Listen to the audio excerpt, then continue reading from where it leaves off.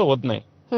नाही मिळाले नाही, माझा मुद्दा मदतीचाच होता. आणखी एक प्रश्न यामध्ये असा की जर आपण जागांच्या टॅलीवर नजर टाकली तर याच्यामध्ये ठाकरेंच्या शिवसेनेला महाराष्ट्रामध्ये केवळ 8 जागी विजय मिळताना आपण पाहतोय. अंबादास दानवेजी, आगामी महानगरपालिकांसाठी ही लिटमस टेस्ट होती ही निवडणूक किंवा मिनी महानगरपालिका होती असं म्हणायला हरकत नाही.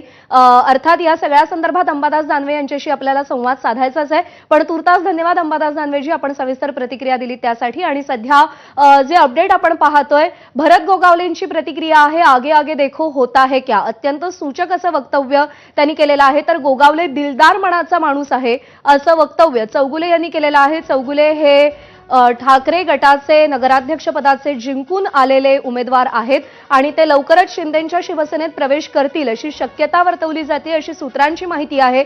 अर्थात प्रवेश करणार नाही असं त्यांनी काही वेळापूर्वी माध्यमांशी बोलताना स्पष्ट केलेलं आहे.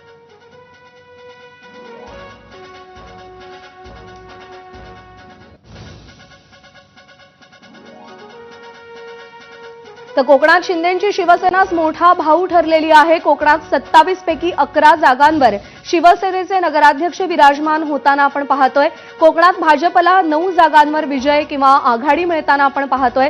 अजित पवारांच्या राष्ट्रवादीला देखील कोकणात 4 नगराध्यक्ष पदं मिळाली आहेत. बुलढाणा नगर परिषदेत आमदार संजय गायकवाड यांच्या पत्नी विजयी झाल्यात. सुरुवातीला त्या पिछाडीवर होत्या पण आता त्या विजयी झालेल्या आहेत.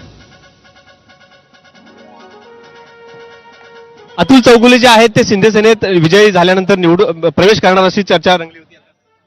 ठीक आहे ना, आत्ताच झालंय. जरा थोडंसं जेवल्यानंतर हात सुकायला लागतात, जरा हात सुकू द्या, मग बघू काय करायचं ते. कशा पद्धतीने रायगडमध्ये यश आलंय? चांगल्या प्रकारे यश आलेलं आहे.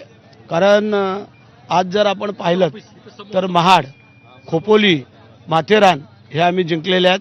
त्यानंतर पेन मला वाटतं यांच्याकडे असेल, बीजेपीकडे असेल, उरण मला वाटतं महाविकास आघाडीकडे त्यांच्याकडे आहे, अलिबाग महाविकास आघाडीकडे आहे आणि बाकी मग एनसीपी, बीजेपी आणि आम्ही ते घेतलं. सुनील तटकरे यांच्या बालेकिल्ल्यात स्वतः मंत्री भरत गोगावले दाखल झालेत, विजयात जल्लोष करतायत. एकंदरीत सुनील तटकरे यांना एक प्रकारचं आव्हान असेल. जसं करावं तसं भरावं. जेव्हा दुसऱ्याच्या घरामध्ये आपण डोकावून बघतो तेव्हा आपल्या घराची दारं लावायला असायला पाहिजे.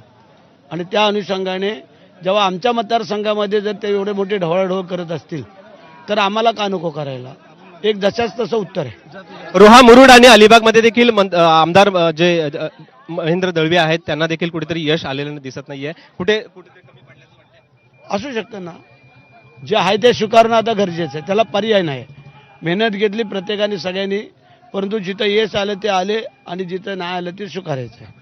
धन्यवाद. तर हे होते मंत्री भरत गोगावले. जसं करावं तसं भरावं असा त्यांनी टोला आहे तो सुनील तटकरे यांना लगावलाय आणि त्यामुळं अजून आगे आगे देखो होता है क्या असं त्यांनी एक भाकीत दिलेलं आहे. आणि त्यामुळं सुनील तटकरे यांचा बालेकिल्ला असणाऱ्या या श्रीवर्धन नगरपालिकेत ठाकरेंचे उमेदवार नगराध्यक्ष पदाचे अतुल चौगुले जरी निवडून आले असले तरी अतुल चौगुले लवकरच शिंदे सेनेत प्रवेश करतील अशी चर्चा रंगू लागलेली आहे. आणि या चर्चेला आता मंत्री भरत गोगावले यांनी एक जो गुपित शब्द आहे तो दिलेला आहे. आणि त्यानंतर आता अतुल चौगुले यांचा पक्षप्रवेश कधी होणार अशी कार्यकर्त्यांमध्ये एक संभ्रमता निर्माण झालेली आहे.